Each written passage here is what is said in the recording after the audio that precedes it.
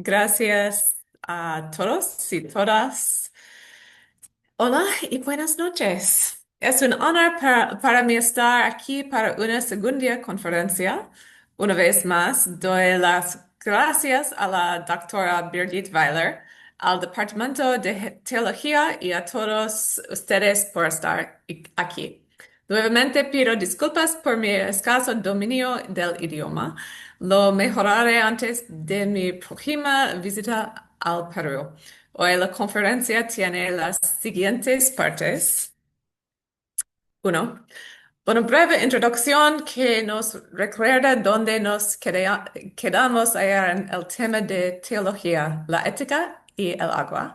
Luego presento mi enfoque para abordar las fuentes interculturales sobre el agua, su significado y la cuestión de justicia hídrica. Dos, compromiso con los movimientos ecuménicos y comunitarios por la justicia hídrica.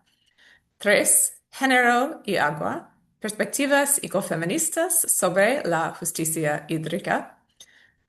Cuatro, valores y movimientos indígenas por la justicia hídrica.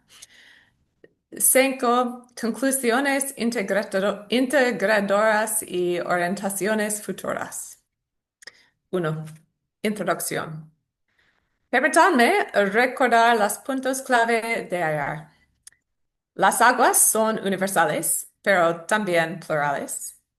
Las aguas son interseccionales. También conectan todo: ríos, montañas, agricultura, industria, ecosistemas. Los cuerpos humanos experimentan el agua de manera diferente, especialmente debido a los ejes de marginación: género, raza, situación económica y otros. Debido a su naturaleza fluida y esencial, las aguas ponen de relieve la importancia del cuidado de la creación y la justicia ecosocial. Las aguas también se ven amenazadas por paradigmas económicos depredadores y extractivos vinculados al legado del colonialismo. Lo siento. Están amenazadas por muchos tipos de contaminación. Lo que le sucede a las aguas, le sucede a los ecosistemas y a los seres humanos. Existe una larga tradición de enseñanza ecosocial católica relacionada con las aguas dulces. Esta, a su vez, se basa en paradigmas de valores sustancialmente antropocéntricos.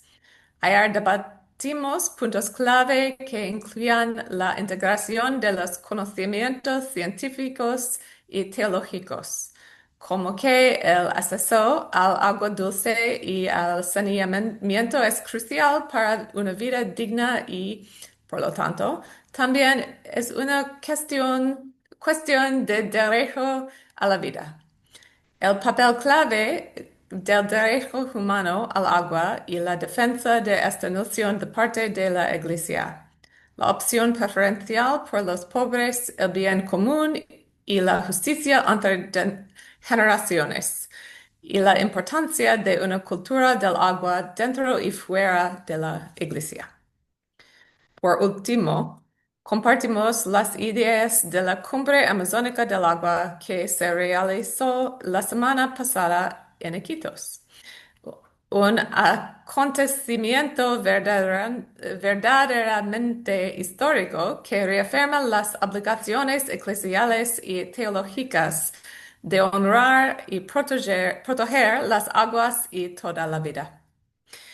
En cuanto al enfoque constructivo actual, permítanme decir unas palabras sobre cómo estas ideas se entrelazan en mi metodología.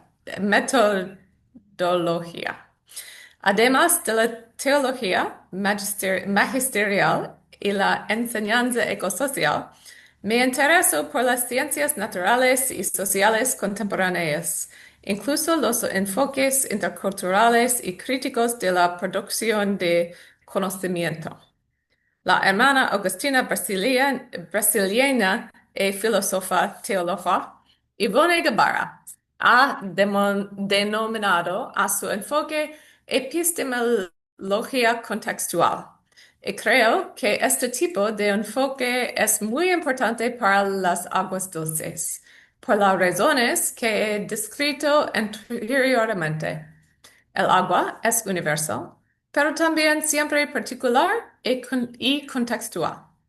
En su libro Longing for Running Water, Anhelo de Agua Corriente, Guevara escribe, la epistemología contextual mantiene la tensión entre el aspecto local de conocimiento humano y su carácter universal. Conocer algo es conocerlo desde dentro de un contexto concreto. Y es precisamente este carácter local, esta cualidad de estar limitado espacio-temporalmente, lo que se abre a la universalidad. La universalidad no significa que un conocimiento concreto sea válido para todos los grupos humanos, sino más bien que todo conocimiento tiene una localidad universal. Hablaré más sobre las mujeres, el género y el agua, el saneamiento en una sección posterior, porque eso también es importante en la epistemología contextual que informa la teología. También fue un tema importante en la cumbre. Al igual que Guevara, la filósofa Linda Martin Alcoff propone una interepistemología. Es marco requiere reconocer la incompletitud de todo conocimiento. Al fin y al cabo, somos humanos y dotados, pero también somos humanos ilimitados. La incompletitud de todo conocimiento es también una postura muy básica y necesaria en las ciencias y las ciencias sociales, por supuesto. Para Martin Alcoff, la segunda norma es desarrollar un enfoque que reconozca las epistemologías plurales y busque relaciones productivas de interepistemología. Este es un aspecto particularmente importante para la teología y la ética católicas, y creo que la cumbre hizo un muy buen trabajo en ese sentido. Pasemos ahora a la siguiente sesión de nuestra charla, en la que nos adentraremos en las epistemologías plurales y las relaciones productivas de la interepistemología y la interacción. 2. Perspectivas de los movimientos ecuménicos y comunitarios para la justicia hídrica. Me gustaría comenzar esta sección con una imagen y un acontecimiento que también tuvieron lugar la semana pasada en Roma, al mismo tiempo que se celebraba la cumbre en Iquitos. En este tiempo, en Roma, el Papa León reunió a líderes en materia de cuidado de la creación en la conferencia Raising Hope, Levantando la Esperanza. Afirmó que todos los cristianos pueden y deben ser héroes del clima, climate heroes. En un momento muy memorable y comentado, el Papa Leo bendijo un poco de hielo glacial y agua que se había traído de glaciares derretidos. Fue una imagen impactante y según un colega que estuvo presente en esa reunión, fue también un momento conmovedor de lo que el Papa Francisco llamó conversión ecológica. En Estados Unidos, en otros lugares, personas sin formación en liturgia y teología sacramental, pero con opiniones firmes, aunque desinformadas, recurrirán a las redes sociales para condenar esta acción como anticristiana. Esto me hizo reír y pensar, bueno, estas personas no se han especializado en teología, ¿verdad? Porque, por supuesto, la bendición de las aguas se lleva a cabo desde al menos el siglo IV y continúa hasta hoy en todas las iglesias católicas. La bendición de las aguas tiene una larga historia.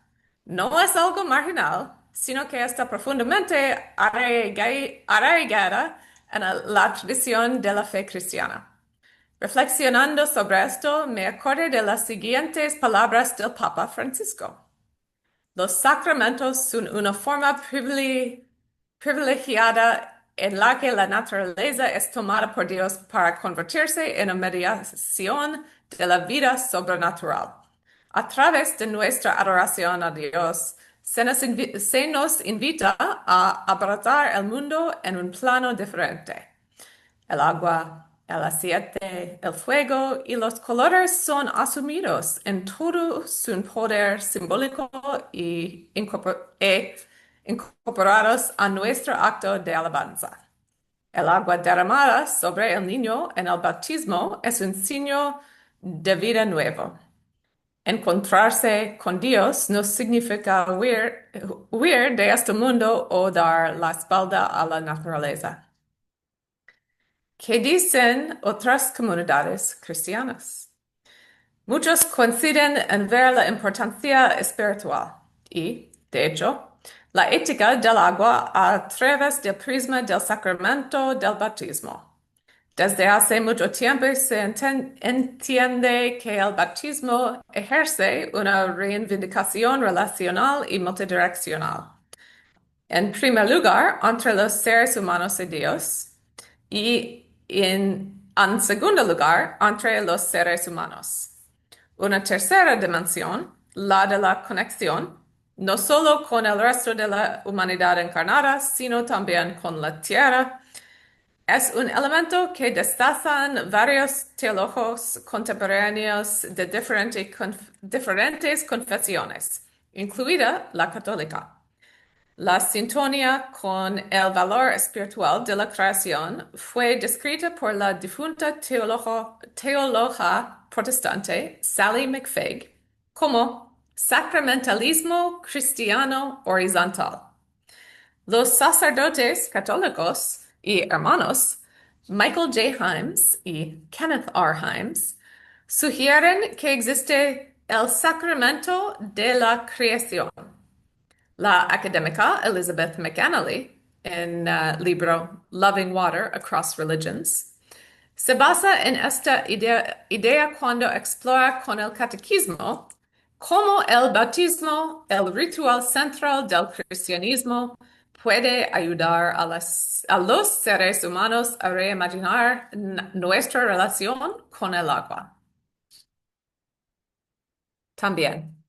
Para los migrantes y refugiados, los movimientos ecuménicos de santuario, por ejemplo, en mi país natal, Estados Unidos, consideran que proporcionar agua a los migrantes es un acto de amor al prójimo y un deber cristiano. Estas acciones no son bien recibidas por mi gobierno. Por ejemplo, los líderes de una de estas organizaciones, No More Deaths, No Más Muertes, han sido acusados del delito de tirar basura y enviados a juicio. Su sede ha sido allanada por el gobierno y la patrulla fronteriza, incluso con helicópteros y fuerzas armadas. ¿Por qué? Porque los voluntarios de la organización se atreven a dejar botellones de agua en el desierto para los migrantes, para que estas personas tan vulnerables no mueran de sed. Seguir el camino de Jesús no se ajusta necesariamente a los deseos del privilegio y poder político y económico. Esto queda muy claro cuando vemos las relaciones a través del prisma del agua. Algunas de estas organizaciones, como el Consejo Mundial de Iglesias han optado por asociarse con otras organizaciones de la sociedad civil para lograr un mayor impacto en el cuidado de la creación a través de la protección del agua. Solo en mi contexto, en Estados Unidos, por ejemplo, están las Hermanas Dominicas de Adrián y su labor jurídica con el Centro para la Jurisprudencia de la Tierra. También realizan trabajo interreligioso y ministerios de vida sostenible y ministerios ecosociales. Sisters of the Earth es una organización que conecta a mujeres religiosas para el trabajo colaborativo entre órdenes y continentes. Múltiples órdenes de religiosas se han comprometido a minimizar su impacto ecológico y a dar prioridad al agua.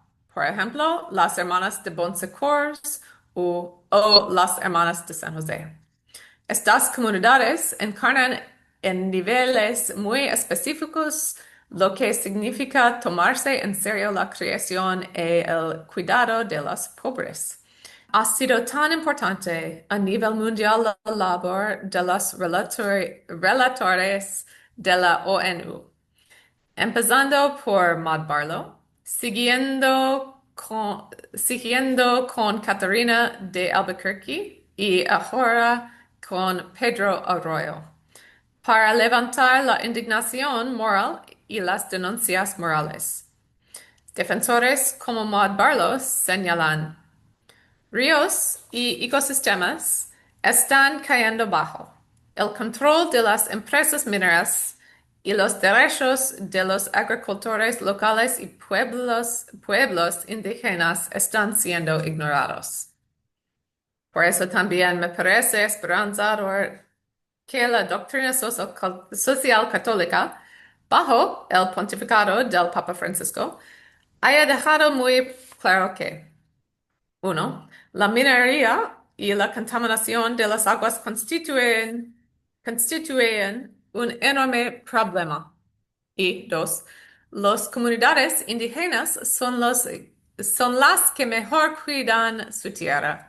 Y en Laudato Si, el Papa Francisco afirmó que ellas deben ser los principales interlocutores, especialmente cuando se proponen grandes proyectos que afecten a sus tierras. De manera similar, el Apu, Quichua, Yersen, Fachin, de Cochamontano dijo: ninguna de las empresas que han operado en el yacimiento petrolífero en ningún momento lo ha limpiado. Nada se ha reparado. Él afirma que las operaciones petroleras en la zona solo han significado muerte y la pérdida de nuestros recursos forestales naturales y de nuestra fauna, además de muchas vidas humanas que también hemos perdido. No puedo llamar a esto progreso. Estas realidades existen desde hace mucho tiempo, desde el colonialismo, y se están amplificando globalmente en la actualidad. ¿Qué hacen los defensores de la justicia hídrica en respuesta? En 2010, una coalición de defensores indígenas lanzó la Declaración de los Derechos de Madre Tierra. Esta trascendió el derecho humano al agua y articuló los derechos del agua en sí. Desde entonces se han propuesto declaraciones, demandas y enmiendas constitucionales adicionales en consonancia con la idea de que el agua tiene derechos y/o personalidad jurídica. Las reivindicaciones legales sobre la personalidad de los ríos y los derechos de la naturaleza han prosperado en algunos contextos, especialmente por parte de los maoris de Aotearoa, Nueva Zelanda, con respecto al río Wanganui. Y después, y más recientemente, en el caso del río Maranga, que fluye por Quito, Ecuador, así como del río Marañón en Perú. Estos avances en el pluralismo jurídico replantean los estrechos supuestos políticos occidentales. Estos supuestos básicos suelen tener profundas raíces históricas, por ejemplo, sobre la inercia espiritual de la materia en el pensamiento occidental. Pero, como comentamos ayer, hay mucho más que decir sobre el agua, desde dentro y fuera de teología occidental. Y es aquí donde pueden darse tantas acciones interculturales importantes. Sin embargo, es esencial ser humildes, especialmente en mi contexto, el compromiso de los ecoteólogos con los sistemas de valores, las espiritualidades y las iniciativas de defensa indígenas debe tener en cuenta los legados seculares de la doctrina del descubrimiento cristiano, que incluyen aspectos teológicos, políticos, jurídicos, económicos, culturales, prácticos y educativos. Son situaciones muy dolorosas y generalmente ignoradas en Estados Unidos. 5. Conclusiones integrativas y direcciones futuras. El agua es fundamental para la vida. ¿Por qué dar por sentada esta generosidad fundamental, ya sea de la creación o del agua misma? ¿Qué se puede hacer? ¿Qué papel desempeña la Iglesia Católica, tanto institucional como teológicamente? ¿Cómo podemos proceder con integridad? Estas son las preguntas del momento. En los últimos días hemos explorado muchos temas y hoy, especialmente, he abogado por recurrir a la sabiduría de las religiosas, sus proyectos y su conciencia aguda en torno al agua, incluyendo la cuestión de cómo convertirse en comunidades azules. También he sugerido que para lograr un camino de integridad hacia la justicia hídrica, la sensibilización, la concientización y las acciones deben ser interseccionales. La cumbre amazónica del agua fue un momento muy importante en este sentido. Su declaración será trascendental y debería ir seguida de acciones. Las mujeres deben ser empoderadas. Los propios defensores indígenas del agua deben ser protegidos. Como la Iglesia ha comenzado a hacerlo en lugares como Filipinas y El Salvador, muestra que ella puede brindar apoyo y formas de protección a quienes protegen el agua y tienen una relación especial con él. Las reflexiones compartidas ayer y hoy son una invitación a una conversión ecológica que oriente el gran poder de la Iglesia hacia un bien mayor, comenzando aquí con el agua y fluyendo hacia todo lo que está conectado. Gracias a todos y todas. Muchísimas gracias por la exposición, profesora Zener, una reflexión que abre varias preguntas de seguro, varias acciones sobre todo, ¿no? Esta invitación a entender la conversión ecológica a la que estamos llamados en Laudato Si, que pasa por valorar los conocimientos, las espiritualidades y las acciones de resistencia que vienen de comunidades de mujeres, de los pueblos indígenas, orientadas al cuidado de la casa común y en especial del agua, ¿no? Un reto grande, sobre todo para pensar cómo las instituciones que ha mencionado la iglesia, las universidades, pero también los estados y las organizaciones internacionales pueden articularse con los esfuerzos eh, y con la sabiduría de las experiencias que usted ha traído a la conversación. Muchas gracias en verdad por traer esas voces. Vamos a escuchar los comentarios primero de Manuel Cornejo, que es magíster en literatura peruana y latinoamericana por la Universidad Nacional Mayor de San Marcos y también director del Centro Amazónico de Antropología y Aplicación Práctica.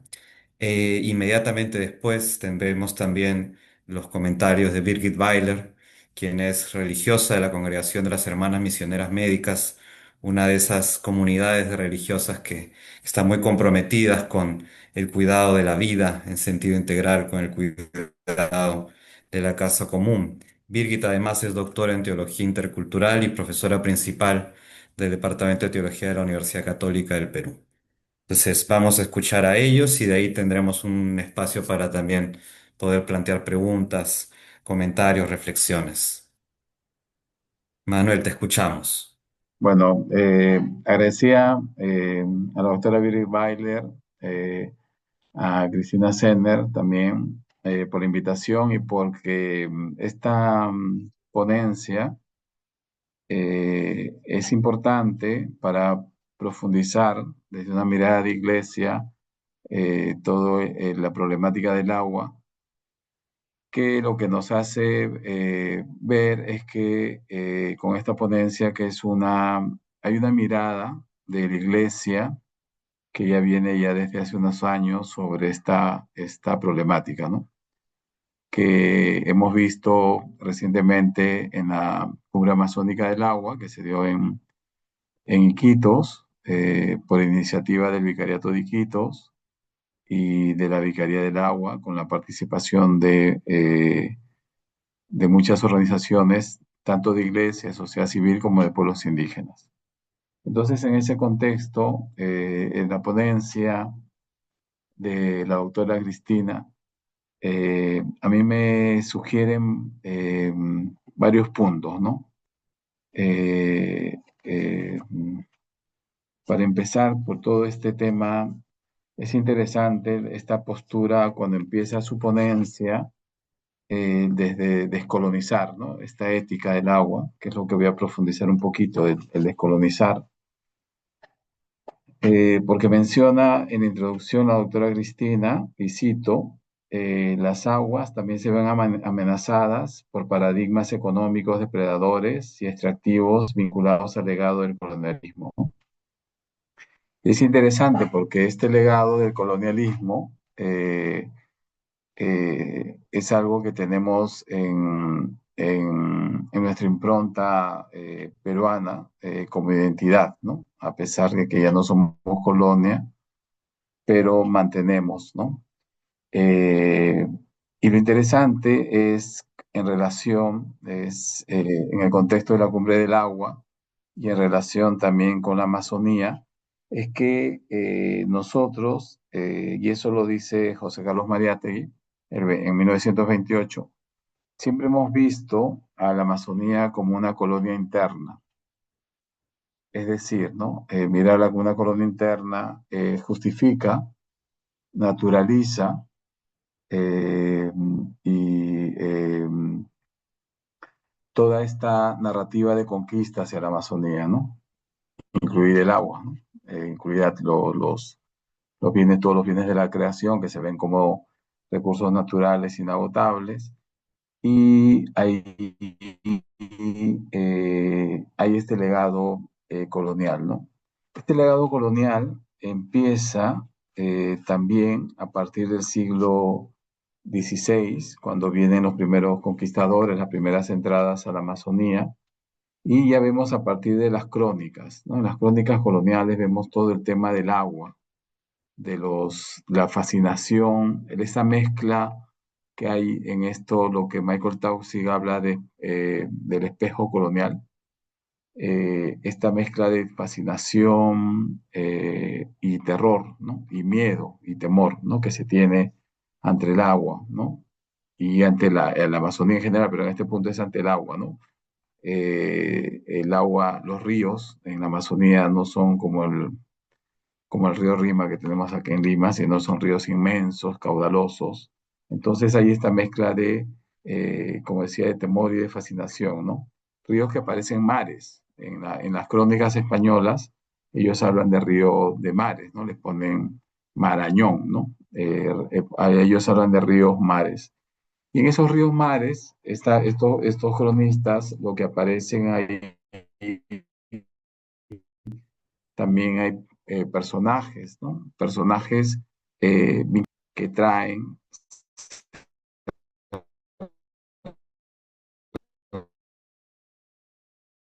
que se matiza también de la aparición de esos personajes, ¿no?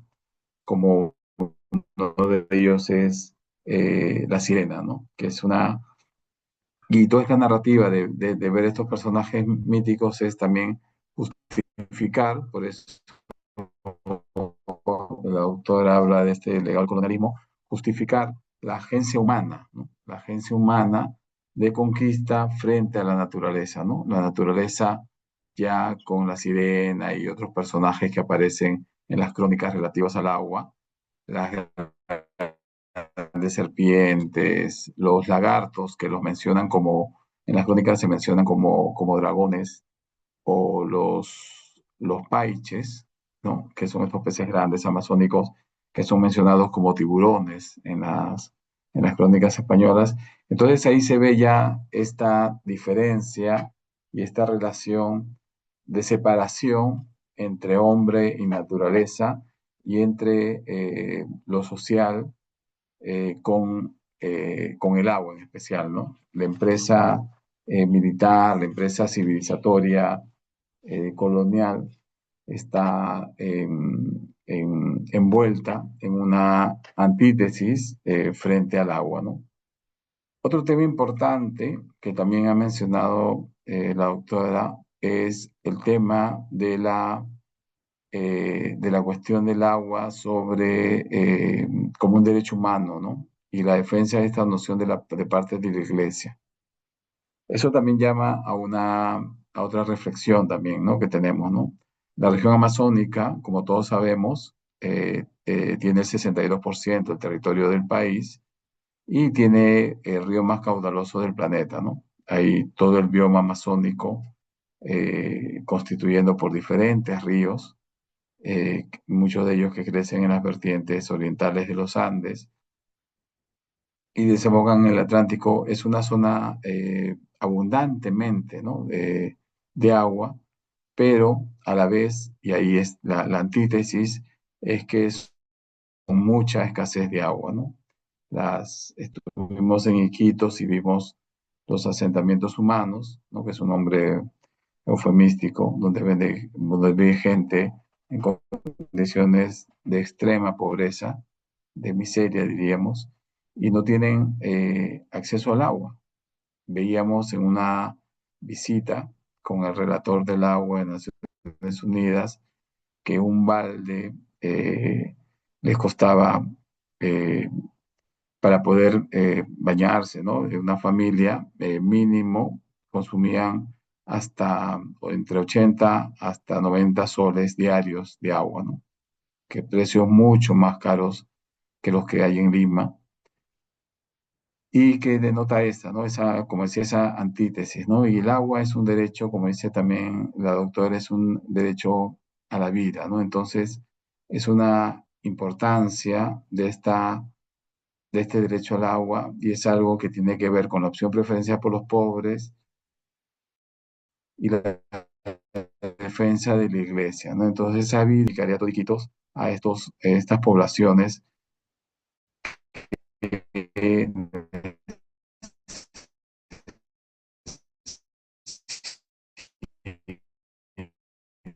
necesitan el agua, ¿no? Eso es en el área urbana. Y en el área rural también tienen el problema del agua por la contaminación de los ríos.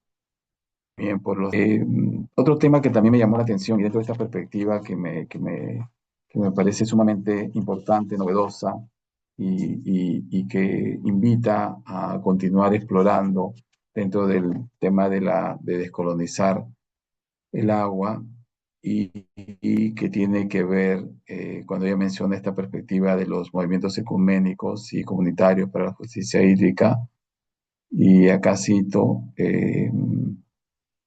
que dice el Papa León, ¿no? Cuando León reúne a líderes en materia de cuidado de la creación a la conferencia Raising Hope, afirmó que todos los cristianos pueden y deben ser héroes del clima, ¿no? Eso es interesante. ¿Por qué? Porque eh, en el siglo XIX aparece la figura del héroe civilizatorio, que es el empresario cauchero, enraizado en Carlos Fermín Ficarral y en Julio César Arana, y a través de ellos es el héroe civilizatorio, es decir, la persona o el conjunto de personas que van a llevar la civilización, el desarrollo, el llamado desarrollo decimonónico a estas regiones, ¿no? Y ahí se construyen imaginarios, muchos imaginarios se construyen ahí que están hasta ahora vigentes, ¿no? Es decir, que todo el desarrollo viene desde afuera y que muchas veces los indígenas son los que se oponen a a este proyecto de desarrollo, ¿no? Y lo que hacen ellos es, como se va a ver más adelante, a partir de sus visiones, espiritualidades, proponer otra mirada sobre su territorio y también otra mirada diferente sobre el agua, ¿no? Ellos también ven el agua como un acto, como se ve dentro también de la iglesia, también de purificación y de regeneración, ¿no? Mantienen algunas fiestas que también nosotros hemos perdido en Occidente, ¿no? Que somos occidente fronterizo, como dice eh, el maestro Boneira, ¿no? Eh, y ellos mantienen alguna, por ejemplo, tienen la fiesta de San Juan, y en la fiesta de San Juan ellos, en las mañanas, los niños, al grito de San Juan, van hacia el agua, ¿no? Como una forma también de purificación y de regeneración, ¿no? Entonces, esta cumbre que se ha dado, esta cumbre amazónica, está envuelta en un contexto de una interconexión. Acá cito a la doctora Cristina que dice, la interconexión global de la Iglesia Católica podría implementar esto con gran facilidad, ¿no? Una gran iglesia global con manifestaciones locales y contextuales colaborando en materia de agua, porque hay muchas iniciativas que ella menciona a continuación, eh, eh, como las comunidades azules, ¿no? Donde hay un interés y una visión eclesial sobre el agua y que se alinea con mensajes de los papas, ¿no? Juan Pablo II, Cito, Benedicto XVI, Francisco y ahora León, y ahora se habla de la conversión ecológica, ¿no? Y estos también es interesante porque como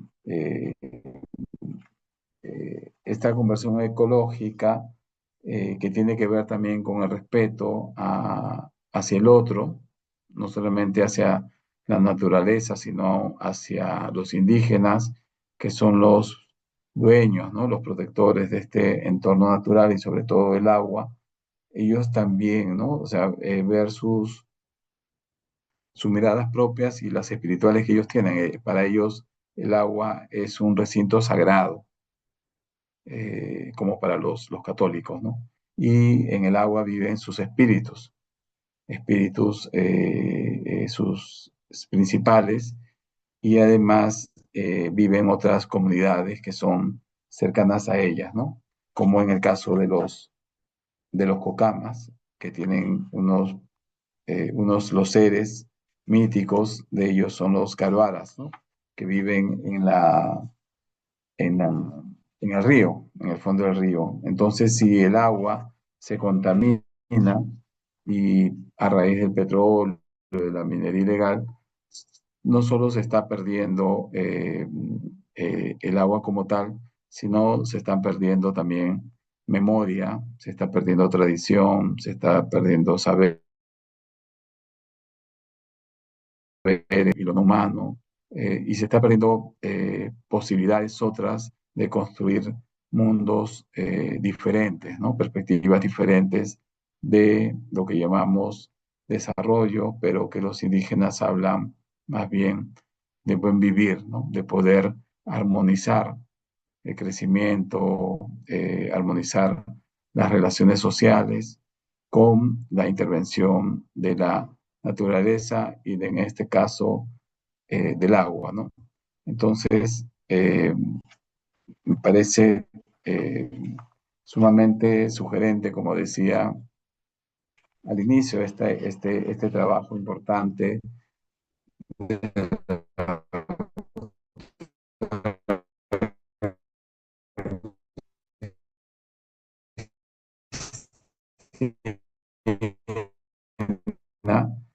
unía las respuestas que tenemos que dar también nosotros como iglesia y sobre todo también, como dice también el Papa Francisco, dejarnos moldear por lo indígena, ¿no? Y dejarnos moldear por lo indígena significa también el saber escuchar.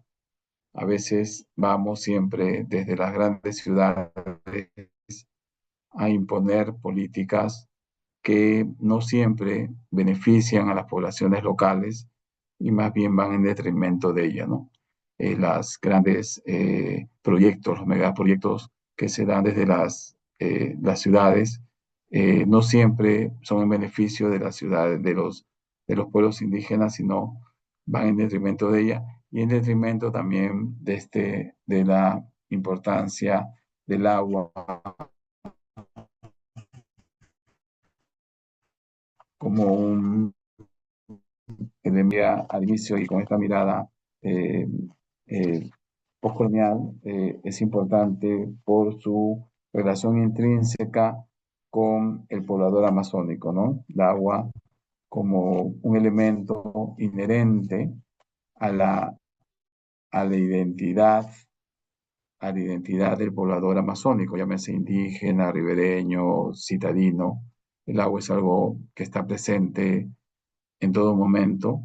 Y este tema, esta crisis del agua, es algo que también agudiza y refleja también nuestra crisis global, ¿no? Tenemos una crisis global que tenemos también que enfrentar a todos, pero propuestas como, como la que se tuvo desde el Vicariato de Iquitos y que se tienen diversas en la ponencia de la doctora Cristina, lo vemos claramente en otras partes del mundo, respuestas de la iglesia, nos llena también de esperanza, ¿no? Ante este panorama que es complejo, desolador, ¿no?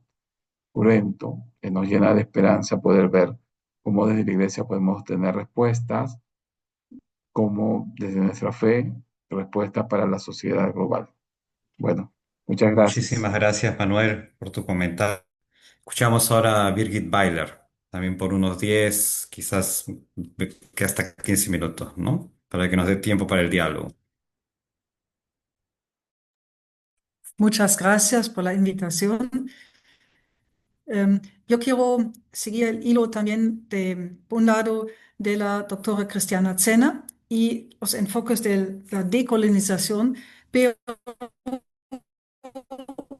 desde justo la ecoteología feminista, a la cual ha hecho mucha referencia Cristiana. Por un lado, me parece es muy enriquecedor recalcar los dos enfoques de una epistemología, un modo de generar conocimiento diferente. La epistemología contextual de la cual habla Ivonne Guevara, em, justo son muchas veces las mujeres, puestos más al margen, que también saben poner delante temas como tema del agua, que es más que un tema, es una necesidad, es también el agua como don, como se recalcó tanto en la cumbre, pero algo que se pone muchas veces de lado, no está en el enfoque en el cual debería estar si vemos la realidad del agua, la escasez, la creciente contaminación, el maltrato. Y para los pueblos originarios, hombres y mujeres, esto quedó de nuevo muy claro en la cumbre, eso es maltrato a los ríos que son para ellos personas, no personas en el sentido de la filosofía griega, sino seres vivos y una mujer cucama lo dijo claramente, son familiares nuestros y familiares uno no maltrata, uno respeta, uno aprende en relación con ellos cómo convivir. Y me parece también la epistemología contextual en relación con el agua nos ayuda a ser conscientes de que hay agua y agua. Agua tiene también su carácter propio. Hay ríos pequeños y grandes, hay lagunas, hay pantanos, hay tantos modos como el agua está presente y creo que eso es algo que podemos aprender de nuevo de pueblos originarios, de reconocer que el agua tiene un carácter propio. Mi padre ha sido ingeniero y él nos enseñó como niñas que no hablemos del agua en términos generales. Él dijo, hay diferentes aguas y hay que saber qué sabor tienen, cómo se componen. Es como decía, tomar más en serio el agua como algo con carácter propio y que hay que saber tratar según el contexto. Y por supuesto también las epistemologías que toman en cuenta el contexto son muchas veces mujeres que cuidan el agua y tienen enormes conocimientos del contexto. Y por ello saben también cómo hacer frente a problemas cuando el agua empieza a perder su pureza, empieza a cambiar su color, su sabor. Yo creo que muchas veces son otros instrumentos que los nuestros, tecnológicos, pero son modos de saber y de saber cuidar, donde hoy en día nos creo que urge aprender a abrirnos a epistemologías plurales, como se dice por varias teólogas hoy en día, como reclamo, para decir en frente a situaciones de crisis y de gran necesidad de aprender más a cuidar, no hay que restar, sino hay que sumar diferentes modos de conocer y con eso también diferentes modos de aprender a cómo hacer frente eficazmente. Y también uno aprende en las epistemologías contextuales que este saber incluye la dimensión espiritual. Eso es mi experiencia con los pueblos originarios en las diferentes partes de la Amazonía. Para saber cuidar, eso para ellos es impensable sin una dimensión espiritual. Desde con qué espíritu me relaciono con el agua, con qué espíritu estoy motivada a ayudar a cuidar el agua colectivamente.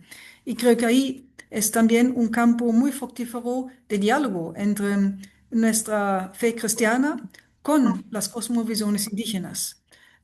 Porque para ambas partes el agua es don, el agua merece respeto, el agua es vida, no solo es signo de vida, es vida en sí. Y bueno, en la fe cristiana también hay toda una dimensión en la teología de la creación que Dios se manifiesta, se comunica con nosotros a través de la naturaleza, que incluye el agua. Y entonces yo creo que esta aproximación más integral en el cuidado, que también toma en serio, que nos alienta, porque esto fue también un tema una y otra vez, y también en la cumbre, frente a las realidades muy retantes, muy duras muchas veces, y hasta peligrosas, porque varios de los cuidadores y cuidadoras del agua tienen que vivir bajo amenazas continuas de muerte. Se necesita una fuente interior de fuerza, de espiritualidad para poder aguantar y no ser sucumbido por el miedo. Eso también fueron las palabras claras de uno de los defensores del agua, ya amenazados y atacados más de una vez. La pregunta, ¿qué nos da fuerza a encarar el miedo y a no dejarnos dominar por el miedo? Y creo que es también algo que hay que incluir en este modo de saber, y es un saber que va junto con un conocer existencial. Y que entonces el cuidar el agua y eso une a mujeres de contextos indígenas, contextos afrodescendientes, contextos ribereños y también mujeres que viven en condiciones de barrios de mucha pobreza y vulnerabilidad. Em, la dimensión afectiva es como en Latinoamérica solemos decir el sentipensar, es un saber analizar los problemas, pero también hacerlo en relación con lo que motiva afectivamente, como con la intuición, con la creatividad, la imaginación para soluciones en el futuro. Esta manera integral de abarcar los retos que se presentan, creo que es parte de una epistemología bien contextualizada. Y ahí hay algo, creo yo, muy rico que está aportando las ecoteologías feministas. Y lo mismo vale para superar, porque esto mujeres experimentan, y lo ha recalcado la ecoteología feminista más de una vez, y está también fundamentado por investigaciones, que hay un vínculo estrecho entre muchas veces el modo de dominar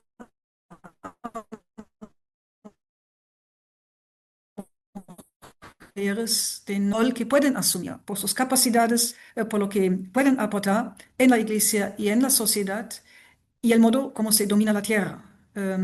Y maltrato, sabemos que la violencia contra la mujer y cuerpos de las mujeres ve al cuerpo de la mujer como objeto, como mercadería, y hay un paralelo ahí. Tratar la naturaleza como objeto, tratar el agua como una mercancía. Esto, las teólogas del ecofeminismo mismo han como expresado desde un buen tiempo para sensibilizarnos a decir, se trata de crecer en humanidad.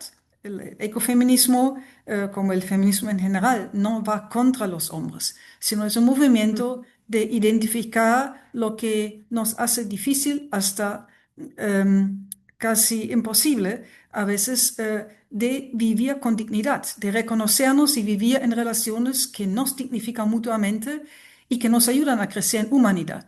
Y eso implica también una relación con lo que en las lenguas occidentales llamamos naturaleza. Los pueblos originarios tienen nombres propios por los diferentes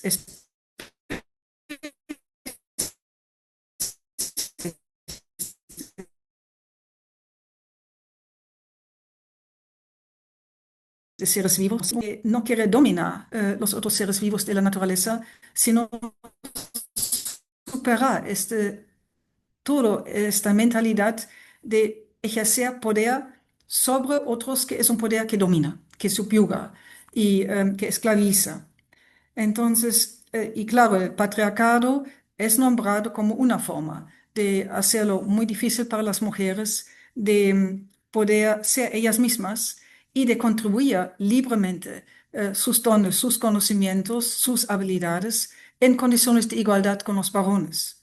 Y creo que aquí vemos también el, el descolonizar es un esfuerzo continuo, porque ya, como está vinculado la relación entre varones y mujeres, nos necesitamos mutuamente para crecer juntos, hacer relaciones que dignifican, que humanizan y que nos permiten reconocernos en nuestra diversidad y también en realmente entablar relaciones de reciprocidad. Y en los pueblos originarios y también afrodescendientes, estas relaciones de reciprocidad se establecen también con los otros seres vivos de la naturaleza. Y creo que este modo, y eso implica también una relación recíproca con el río, con el riachuelo, con la laguna, con las fuentes de agua. Y eso quiere decir, uno agradece lo que el agua como fuente de toda vida nos brinda como seres humanos, pero como respuesta también la disponibilidad de poner al servicio del agua nuestros conocimientos, nuestra también disposición a, en la práctica, ayudar a cuidar esta agua para que pueda seguir brindando el servicio y pueda ser también fuente de vida para los otros seres vivos. Yo creo que esta reciprocidad es, y bueno, ellos también perciben las relaciones de solidaridad, no solo entre los seres humanos, sino también contra los otros seres, con los otros seres vivos de la naturaleza y que incluye el agua. Entonces, el no vivir a costa de esta muchas veces tan fuerte manera de dominar como sacar provecho de lo otro que hay, sino entender la vida como vida en relación con los demás y con los demás, los otros, son los otros seres humanos, pero también los otros seres vivos en sus diferentes manifestaciones. Y me parece también en esta misma línea lo que muchas mujeres aportan es esta dimensión en el buen vivir. Un buen vivir que es el arte de tejer y mantener relaciones que se caracterizan por un convivir en condiciones de reciprocidad, de solidaridad mutua y que reconoce el derecho del otro de estar, de existir, donde nadie sobra y también donde uno es consciente que los otros seres vivos en todo el tejido y la red grande de vida tienen su lugar, brindan su servicio y cuando uno con violencia o con falta de criterio y de responsabilidad afecta estos tejidos y redes de vida, los efectos son múltiples. Y creo que esto es también algo que el ecofeminismo, y eso quiere decir con el aporte de muchas mujeres indígenas y afrodescendientes en el ecofeminismo y en la ecoteología feminista, nos ponen en nuestra conciencia, en nuestra memoria una y otra vez. Yo creo que también en esta misma línea, en Latinoamérica como en otras partes, pero aquí la teología ecofeminista ha aportado y sigue aportando una visión, se puede llamar profética, de que es posible transformar las realidades dadas, como el no quedarse paralizado por lo retante y impactante que hay, sino también fiarse del valor a veces en las alternativas que se construyen desde lo pequeño, desde lo frágil, pero se construyen. Y por eso también desde la teología combinan y ven el vínculo necesario entre el compromiso ético de ser guardianes de la naturaleza o de los otros seres vivos, del agua, con el compromiso político, como ayudar a que esto se transforme en políticas públicas correspondientes que lo hagan eficaz. Y aquí hay el reto, por ejemplo, de las mujeres que han luchado, que el Marañón sea, son todas mujeres indígenas en el origen de este movimiento, que el río Marañón sea reconocido como sujeto de derechos, porque es un ser vivo, es un familiar. Claro, ahí hay que descolonizar más nuestros modos de conocer y nuestras relaciones también de construir normas, valores, procedimientos, porque se encuentran con un marco de derecho que no conoce esto.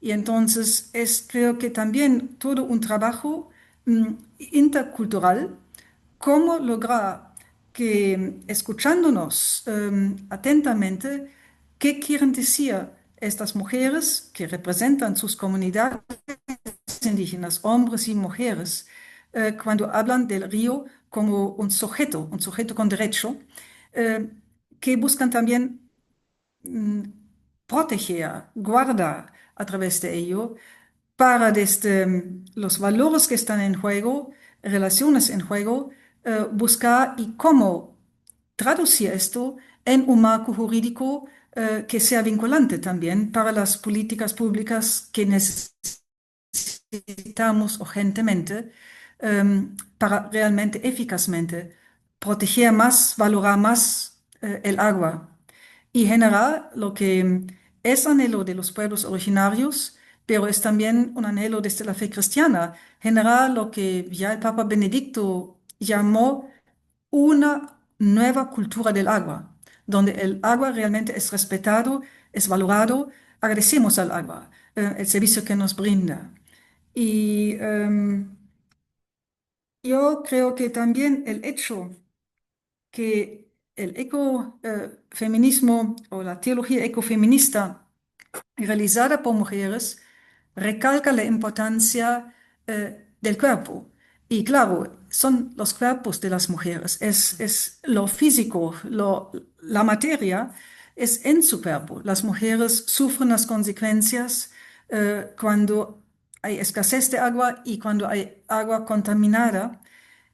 Y lo sufren también cuando están a cargo, en muchos casos, de su familia, cuando sus familiares se enferman, cuando falta agua, falta pronto alimentos. Entonces, en el cuerpo de la mujer se reflejan, se manifiestan em, muchas de estos múltiples impactos sobre la salud, sobre una vida en dignidad, cuando el agua no está suficientemente valorado, cuidado.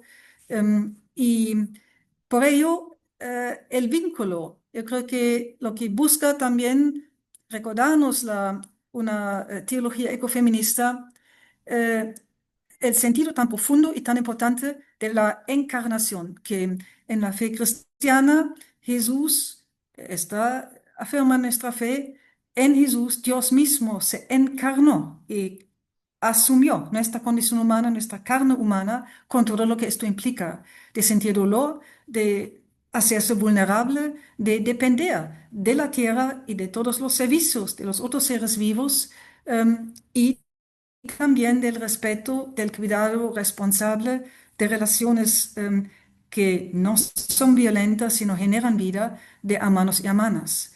Creo que es esta visión integral, como lo uno, y eso acoge Laudato Si sin decir que esto en el origen son intuiciones profundas de la teología ecofeminista. El corazón humano es uno solo, entonces nuestra actitud hacia la vida en nosotros mismos, en los demás, hermanos y hermanas nuestros, y en la tierra, el agua, em, depende mucho. Una inclinación hacia la violencia afecta todo, todas las relaciones en las cuales nos movemos.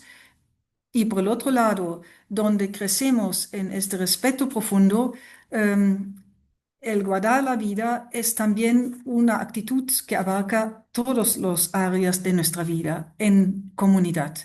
Y por último, yo creo que el hecho de que había voces críticas cuando el Papa León bendice el agua y justo agua de un glaciar que está por derretirse, lo cual es un fuerte signo del cambio climático, el descuido nuestro. Quitamos a los glaciares cada vez más las condiciones de poder existir.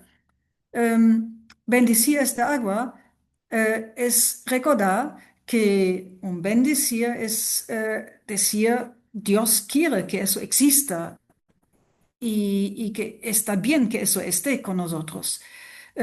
Y es un signo de la bondad y de la vida en plenitud que Dios desea no solo para nosotros los seres humanos, sino para la creación en su conjunto. Y yo creo que el crítica esto nos advierte una y otra vez en la fe cristiana el peligro de no tomar en serio la encarnación, que implica tomar en serio, valorar la materia. Valorar la materia de la tierra, valorar el agua, con lo que compone el agua, las condiciones para poder existir que necesita el agua, como necesitan igualmente los otros seres vivos. Es decir,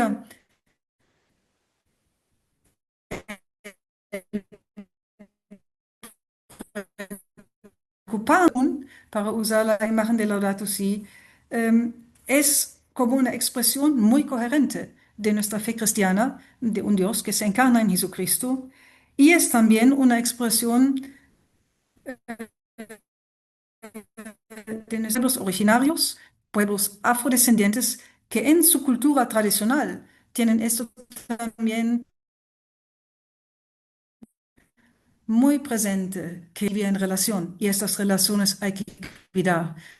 Y estas relaciones abarcan, como hemos visto, el conjunto de seres humanos junto con los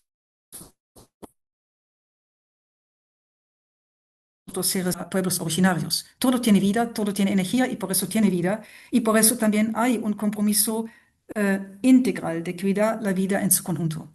Y yo creo que la cumbre nos ha ayudado a dar pasos a descolonizar más nuestras relaciones, de apreciar conocimientos diversos, sabidurías, aportar mutuamente conocimientos para crecer en el cuidado de la vida. Y yo creo que es un camino que hay que seguir haciendo, donde también justo las mujeres han aportado mucho y siguen aportando mucho a recordarnos una y otra vez.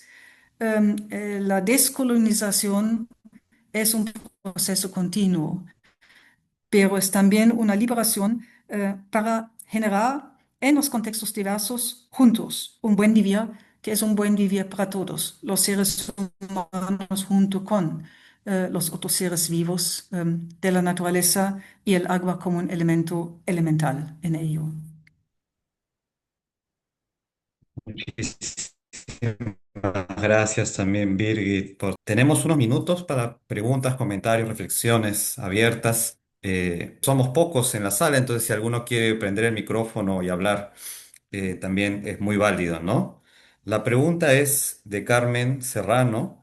¿Cuál puede ser un compromiso concreto de la Iglesia con el cuidado del agua y de los pueblos indígenas? Gracias a Carmen. It's a great question. Lo siento, my Spanish is poor. So I'll speak in English. You know, I think there are a lot of things that the church, as a historically powerful institution, can do. One is conceptual, and Birgit and others have spoken about that quite extensively, and that is to decenter the church's tendency to universalize its own understanding of water and to create possibilities for intercultural dialogue and listening that truly centralize perspectives other than the received Western theology. So that's a conceptual and also a methodological and an epistemological shift. That's one. Secondly, very important, the church in the Amazon, the church in extractive regions elsewhere can stand for and protect the protectors, protect the guardians who are working against mining, both legal and illegal, can stand for the defense of their rights to live and their rights to their territory. This is so important because the church has power that matters in Latin America. It's Um, also tricky. Sorry, I forgot to let you jump in, I'm sorry, Miguel. I was so But it's incomplete. but it just the last bit is that it's tricky is that and important for the church to work through this and with this. The church, the Catholic Church, also Protestant churches are massive landholders, colonial takings of land. So what does it mean to decolonize church? Well, it probably also means some aspect of land back or recognition of a deep complicity in these kinds of relations. But that brings us back to the first point also. Me gustaría ahí añadir algo. Yo creo que también reconocer lo que la Iglesia ya está haciendo, que siga poniendo énfasis en ello. Por un lado, está acompañando, no marcando el paso, acompañando a organizaciones indígenas cuando ellas lo piden en defensas, en casos legales, cuando Sí, defienden sus derechos al territorio, defienden de que no quieren que el agua en su territorio se contamine y hay que muchas veces luchar legalmente ya contra el Estado que ha dado licencias sobre territorios y intervenciones en territorios indígenas sin consultar a la gente o cuando se realiza la consulta previa informada en condiciones que son muy cuestionables, porque hay criterios claros que se prescribe lo que debería implicar una consulta previa informada para que sea válida. Segundo, yo creo que hay que hacerlo con mayor fuerza, más interculturalidad todavía, pero sí la Iglesia en la Amazonía, por ejemplo, se ha abierto a usar espacios de formación, educación, colegios, institutos, universidades, em, para buscar cómo generar la interconexión entre modos de saber, de conocer de pueblos originarios y afrodescendientes y lo que también son modos de saber más de una ciencia occidental y también lo que aporta una fe cristiana desde su larga tradición, cuando se trata de qué significa agua, qué significa lo que llamamos creación, la otra vida no humana en su gran diversidad para nosotros, cuál es nuestro compromiso, por qué. Yo creo que esto también ayuda a generar en lugares concretos, por ejemplo, Fe Alegría está muy comprometida en ello, por ejemplo, la REIBA, esta red de la educación intercultural bilingüe, tiene este enfoque claramente para que gente joven, niños, niñas, jóvenes, em, crezcan con esta actitud más intercultural, pero también con modos muy eficaces en el actuar diario a cuidar el agua, a cuidar la biodiversidad en la Amazonía y cuidar también la sabiduría de sus propias culturas. Y tercero, está muy vinculado con esto, es el programa universitario amazónico, donde ujú, se han dado los primeros pasos en validar proyectos muy concretos de formación a nivel universitario para indígenas, jóvenes, hombres y mujeres, em, que ayuden a un buen vivir o un desarrollo integral. Ellos prefieren buen vivir como la concepción em, donde se combina conocimientos diversos para ver cómo se genera ingresos, cómo se puede generar también un nivel de vida digno y a la vez se incluyen los valores y visiones de la convivencia indígena en ello o afrodescendiente.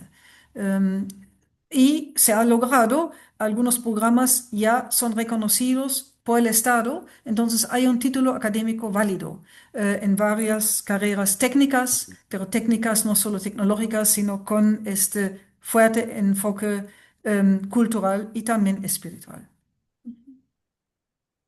Muchas gracias, Birgit, y además me ayudas a completar una idea que, la primera idea de Cristiana, donde me faltó subrayar el tema del diálogo intercultural, ¿no? La Iglesia tiene que comprometerse más decididamente con este diálogo cultural, ¿no?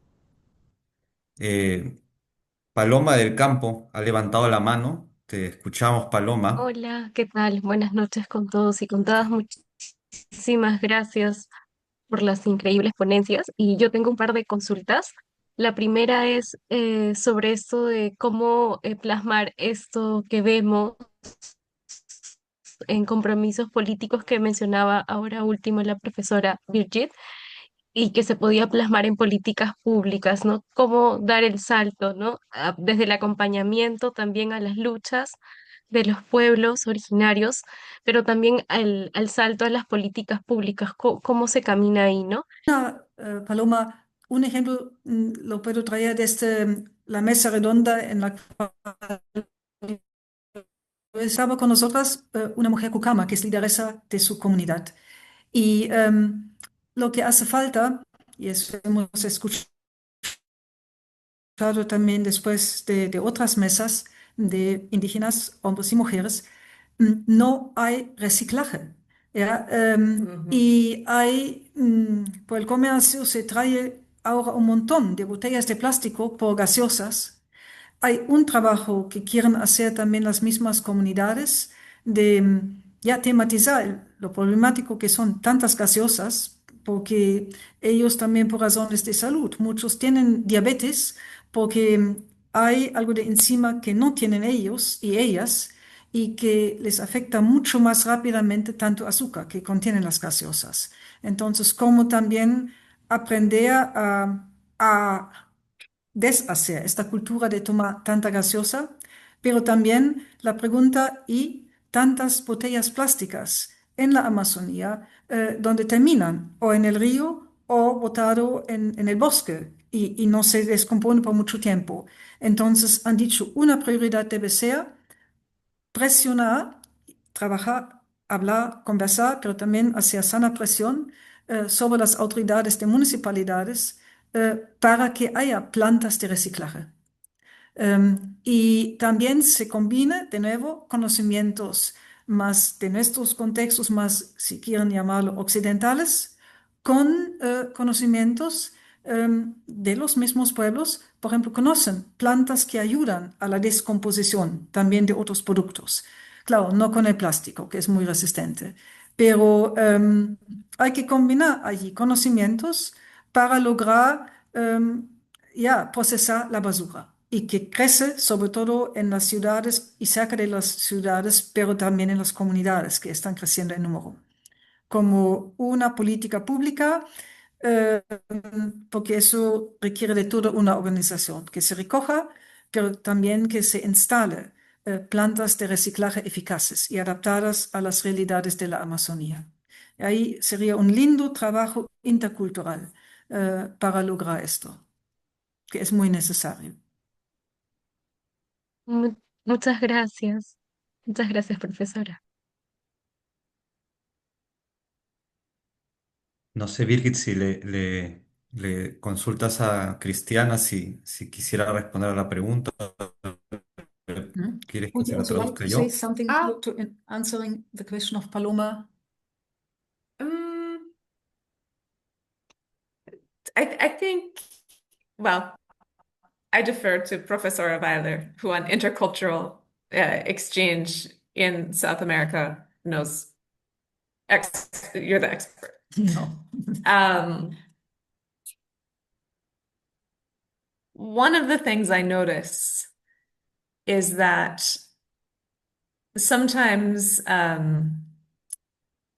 critics will say, well, why bother listening to other cultures or looking to other modes of governance or political public policy?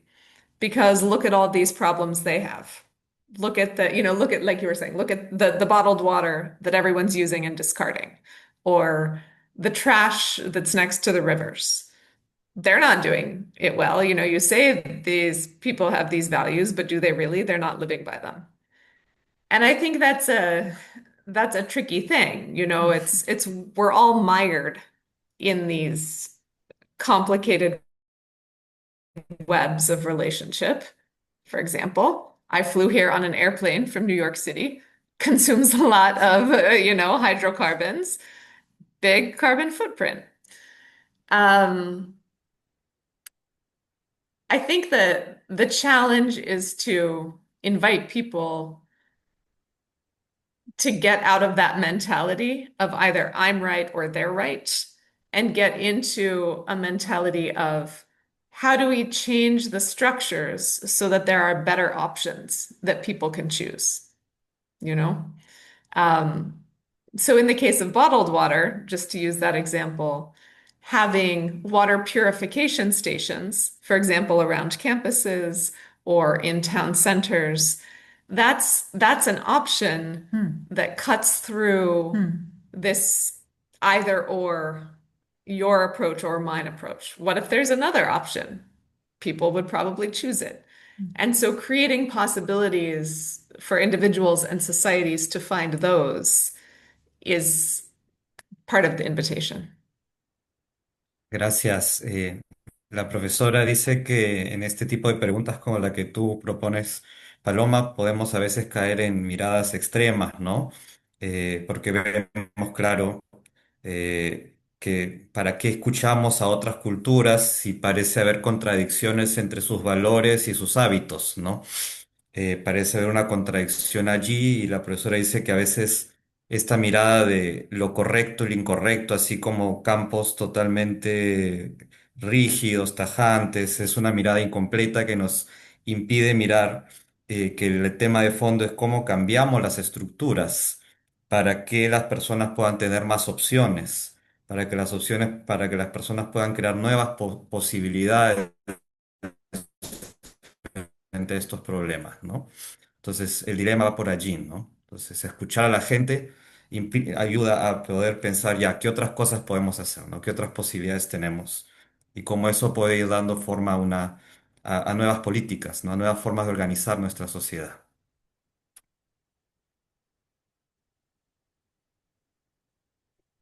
Creo que también es asumir, no hay respuestas perfectas, son problemas demasiado complejos, pero hay que empezar por un lado y yo creo que ahí fue muy bueno lo que dijo la teóloga Alcoff, Oh, Linda Martin Alcoff. Yeah. Who recalcó, ningún conocimiento humano es completo. Entonces, Sí. ahí nos necesitamos mutuamente. Por eso lo intercultural creo que es tan importante em, para juntos acercarnos por lo menos a la mejor solución posible en un contexto dado. Em, Yeah. And if I may, one of the things that I think is a very great privilege and very exciting about being at a university, a number of us were speaking of this at lunch yesterday, is that universities or educational systems are at a level of scale that is above the individual, but below, say, the city or the state. And so there can be new efforts or experiments in mm, architecture, energy and water conservation, social habits and ideas in a way that can be a proof of concept for other parts of society. And, I work at a Jesuit university. You all are at PUCA. There's there's an opportunity for that to be linked to mission mm. in I think, a very Mm. important way. And to really, give a lot of creativity and opportunity to students in designing those possibilities and brainstorming and designing. La profesora reitera que en esta pregunta de cómo hacemos nuevamente para que el acompañamiento a las políticas públicas puedan haber cambios significativos, las universidades tienen una responsabilidad muy grande porque identifica que ellas están como en un nivel intermedio, ¿no? Entre el Estado y los grandes decisores y más bien la base, los individuos, comunidades. Las universidades están en una posición como intermedia que les permite hacer experimentos, diseñar nuevas propuestas, que ayuden de alguna manera a imaginar otros escenarios, ¿no? La profesora no lo ha dicho, pero me ha hecho recordar esa expresión del Papa Francisco que las universidades católicas son laboratorios culturales, ¿no? Para imaginar Mm. nuevas formas de convivir juntos, ¿no? Pancho Rumiche, veo la mano levantada. Sí, gracias, Continuamos Juan con él. Manuel. Y muchas gracias también a Cristiana por la ponencia y los comentarios también que se han realizado, ¿no? Yo vengo desde la ingeniería y en esto que estamos conversando de hablar de los diferentes campos, ¿no? Del conocimiento y la interculturalidad. eh, También quisiera comentar algo, ¿no? Bueno, más que comentar, reflexionar un poco, ¿no? De cómo eh, me gustó mucho uno de los términos que escuché ahí, el armonizar, ¿no? Cómo armonizamos, por ejemplo, el cuidado de la naturaleza con el desarrollo también, ¿no? De la Mm. humanidad.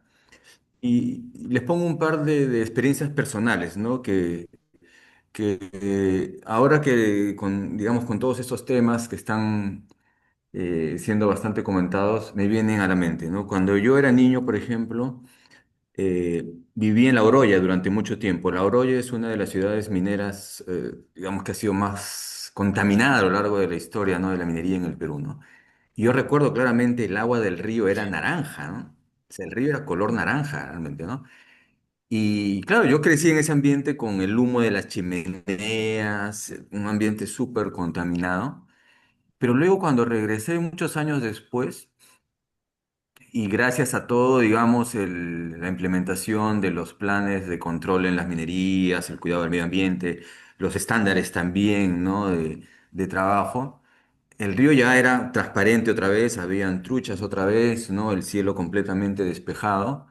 Y me dio mucho gusto ver cómo, si se hacen las cosas bien, sí realmente se puede incidir y haber un cambio, ¿no? Desde la ingeniería a la tecnología, ¿no? Y lo mismo, por ejemplo, me pasó en Sechura. Yo iba todos los veranos a Sechura y cuando yo era niño no había agua. Entonces, el agua venía de un río y venía, digamos, el repartidor en su burro, ¿no? Con su tanque de agua. Y todos nosotros, los niños en esa época, salíamos a cargar los baldes, ¿no? Y traerlos a la casa, ¿no? Y claro, era un agua contaminada, era un agua, digamos, que había que hervirla, no una vez, sino varias veces para poder usarla.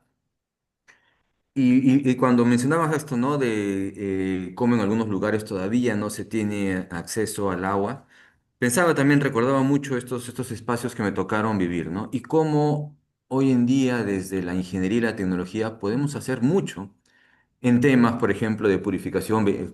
Escuchaba también cuando Manuel nos habló acerca de estos ritos, ¿no? que hay para purificar un poco el agua o estos, pero tú la puedes purificar realmente a partir del uso de la tecnología, ¿no? Y varios materiales que pueden realmente limpiar el agua y poner a disposición de las comunidades agua pura, agua limpia, ¿no? Y que va a incidir en su salud, que va a incidir en particular, como se ha mencionado también, en la salud de las mujeres y tantas cosas buenas que podemos hacer, ¿no? Entonces yo me llevo de verdad una gran reflexión y aprendizaje eh, para trasladarlo luego también acá en las aulas, ¿no? Yo soy profesor de ingeniería y tratamos muy poco estos temas, ¿no? Siempre hablamos de soluciones, pero no, digamos, las pensamos desde todos los espacios y los rincones, ¿no? Y me gustó mucho esta frase que han mencionado de la teóloga, que ningún conocimiento humano es completo, ¿no? Mm, Y me voy, digamos, mm, convencido de mm, eso también a partir de esta charla, ¿no? Porque muchas veces pensamos que nosotros, ¿no? Los ingenieros, que podemos resolver sesgado también desde el conocimiento de la ciencia y la ingeniería, pero que hay muchos otros aspectos y que si los armonizamos, realmente podemos llevar a tener un cuidado del planeta que vaya articulado también con el desarrollo de la humanidad, que también es necesario, ¿no? Ponían el ejemplo, Cristiana, del avión, de las botellas, pero para estar aquí nada más, ¿no? Necesitamos servidores que tienen que ser mm, enfriados con agua y toda una serie de actividades que hacemos en el día a día y que probablemente no nos damos cuenta, pero que de una manera generan emisiones de carbono, requieren de mucha agua. Y ahí es donde nuevamente, ¿no? Tenemos que ser capaces de poder mm, armonizar todo ese conocimiento, esa espiritualidad también de la que se ha hablado. Bueno, más que preguntas, de verdad quería compartir, ¿no? con ustedes esa reflexión porque me llevo mucho aprendizaje de la charla de hoy, ¿no? Y nuevamente agradecer a los ponentes y bueno, también todas las personas que han intervenido por ese diálogo bastante constructivo que estamos teniendo, ¿no? Gracias. Gracias gracias. a ti, más bien, Sí, súper valiosas tus reflexiones, ¿no? sí. ¿Alguna resonancia de Cristiana, de Birgit, quizás de Manuel? Una palabra final antes de despedirnos, que ya estamos un poquito pasados de la hora. Bueno, yo creo que es muy importante, siguiendo lo que dijo Francisco, em, no solo contarnos por dónde hay los problemas y las prácticas no buenas y las malas noticias, sino también compartir donde hay ya por lo menos el inicio de prácticas innovadoras buenas que ayudan a abrir nuevos caminos.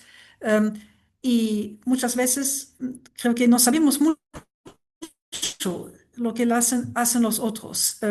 Como también en la universidad generamos creativamente más espacios de encuentro, de intercambio, de acercarnos más. En en esta conciencia, ningún conocimiento es completo. Nos necesitamos mutuamente, pero no solo como necesidad, sino también con un gusto. A mí me da gusto escuchar, por ejemplo, también lo que Francisco nos dijo. Yo creo que desde diferentes perspectivas y disciplinas podemos ayudarnos mutuamente a imaginar posibles caminos de solución. En algo, en lo pequeño, empiezas a mejorar. ¿Qué me alienta? Por ejemplo, aquí hay en esta universidad había los así llamados arquitectos que van a pie. En inglés, los barefoot architects, como hay barefoot doctors, hay el movimiento de barefoot architects. Hicieron un excelente trabajo en RIMAC con la gente, en una parte realmente fea, descuidada, con mucha violencia, y ayudaron a la gente juntos, se intercambiaron ideas, propuestas, dones, capacidades, y se mejoró el aspecto exterior, pero eso hizo algo también con la gente, de valorarse más definitivamente bajó la violencia y la gente empezó a cuidar porque todos habían estado involucrados. Algo similar en Kondokanki, em, algunos arquitectos ya con experiencia, con estudiantes de arquitectura, estaban en Kondokanki trabajando con gente indígena para ver cómo combinas conocimientos aquí que se puede ofrecer desde la universidad con conocimientos que tienen ellos, cómo construir sin usar materiales que te hacen sentir tanto el tremendo calor, que tampoco no, que resistan también a veces los venturones, las lluvias intensas y se diseñaron modos nuevos de casitas, Ujú. pero con el gusto también de la gente y a la vez más resistente. Yo creo que fue también una experiencia, lo que yo escuché de la gente joven que participó, muy lindo porque se encontró con otra gente joven en su espacio. Eso creo que seguía haciendo. Y también entre profesores, profesoras, estudiantes, que también somos de muchos rincones del Perú y de la tierra, yo creo que podemos generar también en el campus más espacios de encuentro, de pensar juntos y de ver cómo llevamos esto a la práctica. Y sea quizás, yo espero que podamos dar pasos para ver cómo somos una comunidad azul, un PUC en Lima. Yo creo que esto es una meta que podríamos quizás ver juntos si nos entusiasmamos ahí y nos ayudamos mutuamente. Sí, yo comparto lo que dice Birgit, ¿no? Uno de los compromisos que aparece en el documento de la cumbre amazónica del agua que se realizó en Iquitos la semana pasada, menciona la importancia de que hacer las comunidades de fe espacios motivadores para la articulación de fuerzas, ¿no? En los países amazónicos en la defensa del agua. Que ahí vemos una respuesta que va desde lo local hasta ya lo más internacional, ¿no? Más lo global, que es una respuesta así de la iglesia.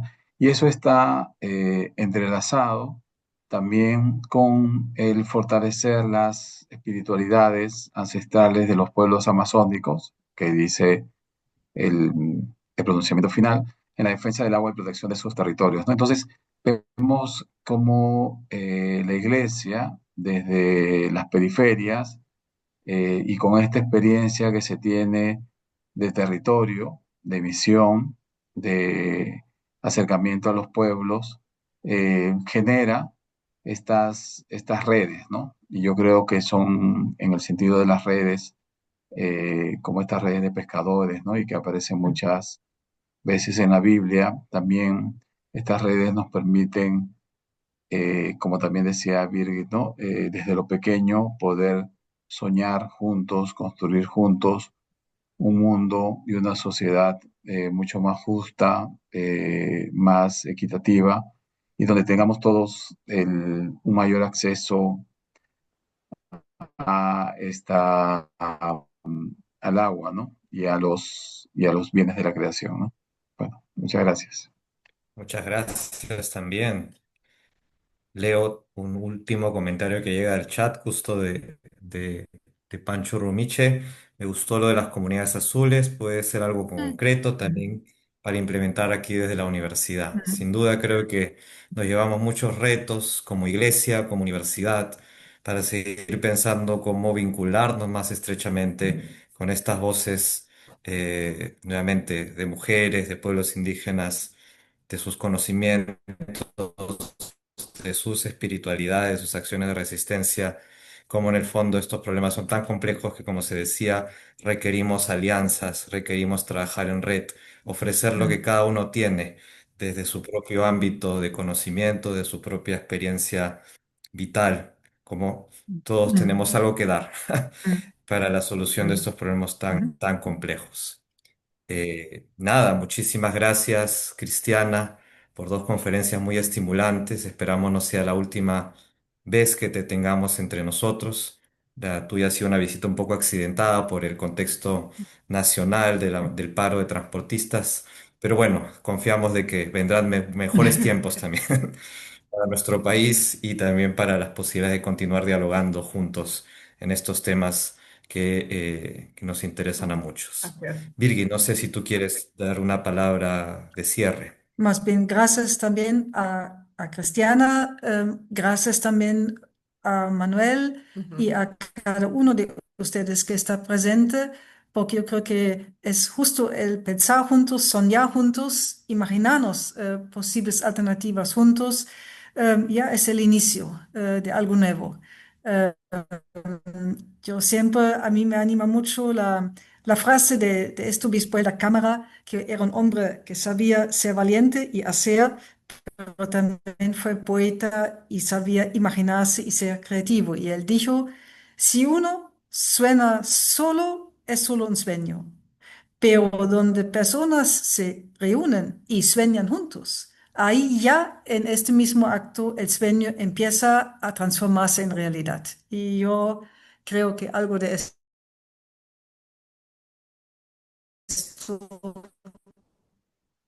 podemos mantener aquí vínculos y también entre teología y ingeniería y caminar juntos. Sí. Entonces, y eso con el Internet nos permite también con Cristiana estar en vínculo. Eh, en ese sentido, muchísimas gracias a cada uno y cada una. Y que sople el espíritu para que sigamos inspirados y inspiradas hacia camino juntos. Muchas gracias. Muy bien, muchísimas gracias y buenas noches.